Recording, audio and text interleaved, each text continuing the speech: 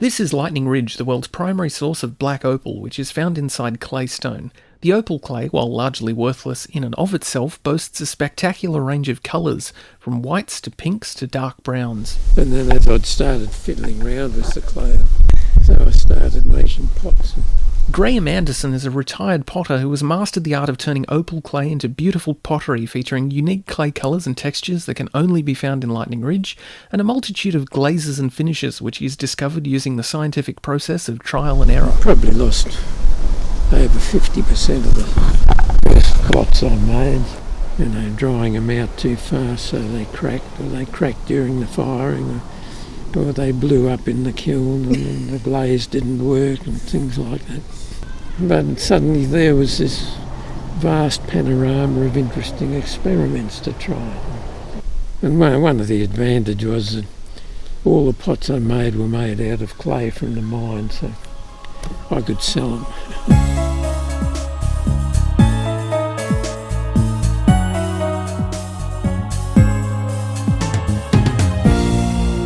These are clays from two different areas where the clays are compatible that they shrink at the same rate. So I prepare the clays separately, and then slice them up and interleave them, and then put them on the wheel. So the one blob of clay on the wheel, I made the lid upside down and then just cut it off, and then I made the rest of the pot so the stripes actually match. This one's the same principle, but it all started off with stripes like that, and then I've made the walls a bit thicker so I could facet the sides. So you're hitting the clay at a different height and angle, so you get these funny bugger things. You've got a teddy bear there. So you can see there's quite a variation in the different clay colours. Ignore those colours. So these were the areas I got the clay from and the temperatures I fired them to. The clay used to create the pot itself is only half the story, as the final finish on each item is the glaze. Rock is a low temperature glaze. It started off in Japan for the tea ceremonies, and while they made the pots and fired them, they had just a basic glaze on them. They would take the pot out when the glaze melted and either put it out into the air to cool down, or they would throw it into a bucket of water to stop the action of the glaze immediately. So if it went into the water, it would stay black. If it was allowed to cool down in the air, it would reoxidise and it would go brown. So the way we do it, we copied from the Americans, and they started adding different colouring oxides to the glazes, and throwing after taking the pot from the kiln, throwing into a bucket of leaves, sawdust, paper, and particularly with copper it would change the colour, and the smoke from the burning stuff would get into the crazing in the glaze and make it immediately look 1,000 years old. So some people like the crazing, other people don't. So they've been working on the different glazes to reduce the crazing. So a very fast 25-second explanation of reduction firing. It's reducing the amount of oxygen going into the kiln. If it's plenty of oxygen, the flame can burn.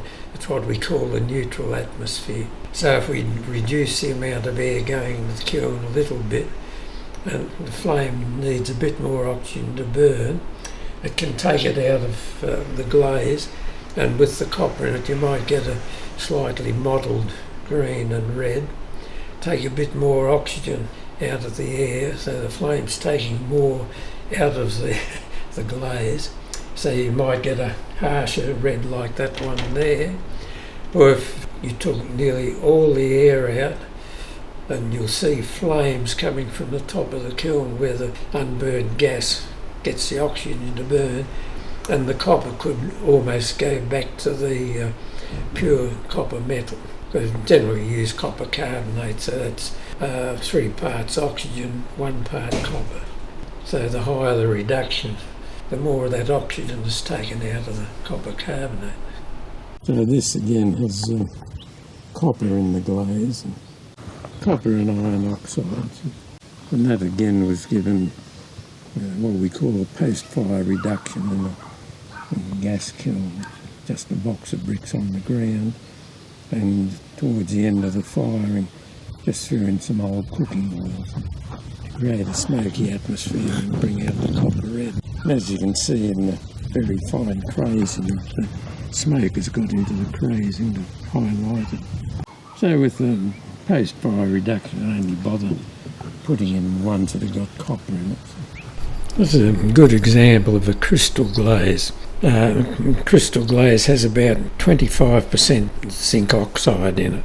You get to the top temperature where you think the glaze has melted sufficiently, and you'll cool the kiln down fairly fast to stop the glaze from running, and then you'll see in the middle is a tiny little lump which is the nuclei of the crystals, and you'll lower the temperature and hold it there for an hour to 2 hours, so you might alter the temperature a bit. In that period of time the crystals can grow out in the glaze. These crystals, one of the funny bugger experiments, I used steel wool in that and copper wire in that one. So I gave the bits of steel wool a bath in hydrochloric acid and nitric acid for the copper. Normally iron oxide or copper carbonate, you get the same effect. But where's the fun in that? There's another interesting little experiment. While the clay is still in the raw state, when I was firing it in the kiln, I had a lot of pots. They were actually touching, and I draped green pine needles over the shoulders. So going up to the stone ware temperature, the ash from the pine needles melted and get some interesting glaze runs, and smoke from the burning needles got into the clay. So I allow about 20% shrinkage in the clay from when I've made it till the last of the firings. So when I started off with pots touching each other, they were about an inch apart when the kiln cooled down and I could look in and see what happened. So in this glaze, that's bits of steel wool I've added into the glaze. So you can get the same effect using rust from old tins, things like that. Steel wool was the easiest bit because it crumbles up nicely in your hands. Now that was fired in an electric kiln. This is the same glaze but fired into a gas kiln where you get the reduction effect. I fiddle around and I put a gold rim on it. And this glaze tends to move a little bit in the gas kiln. So that glaze is from Ajax Cleanser. It's done in a gas kiln too, so the clay turned very dark. Normally that coloured clay would come out a bit paler than that. There's another interesting experiment, a thin bit of copper wire that I draped round the top of the pot. And I just put a little kink in it every so often to put more copper there, and in the firing it melted and it ran down.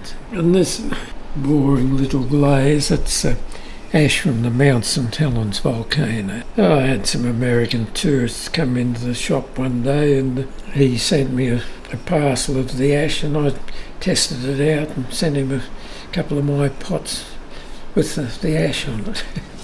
There's some blue on black. It's worked properly 4 times out of about 150 attempts. Too often the black will burn out more brown than blacks. So if you got it in a very bright light, it is a very, very dark brown. This one, again, was one of the stripy coloured clays. This was fired in a wood kiln down at the Gulgong, and at the end of the firing they threw salt into the kiln. So that is actually what we call a salt glaze on the surface of the pot. The fumes of the salt react with the silica in the clay. So the same sort of thing they're using for sanitary pipes in the old days to make the than waterproof. Graeme is now retired, but he still indulges in pottery on occasions, such as sauropots, an awesome collaborative project with the Australian Opal Centre that resulted in a series of gorgeous pots with raku glazing and spectacular dinosaur designs. This video was made with the support and participation of Graeme Anderson and the awesome staff at the Australian Opal Centre in Lightning Ridge. If you visit Lightning Ridge, and you should visit Lightning Ridge, you should visit the Australian Opal Centre. You'll find links below to follow the Australian Opal Centre on Facebook, so you can keep up to date on AOC news and events. If you liked this video, please share it with your friends, and be sure to subscribe to IDU on YouTube, and follow IDU on Facebook and Twitter and all those places. And thank you for watching.